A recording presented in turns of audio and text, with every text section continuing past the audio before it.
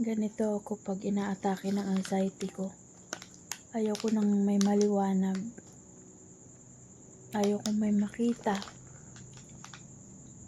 Uupo lang ako dito sa sala. Kakain ako sa madilim. Ayoko nang may ilaw. Ganito ako pag inaatake ko ang anxiety ko. Hindi maiwasan eh. Parang hopeless, ganun. Hindi ako makapagtrabaho dahil sa sakit ko.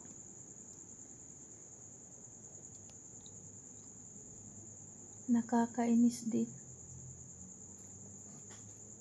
Ayaw ko makipag-usap. Gusto ko nandito lang ako sa loob ng bahay. Tapos gawa ako ng gawa, kilos ako ng kilos. Kahit paulit-ulit.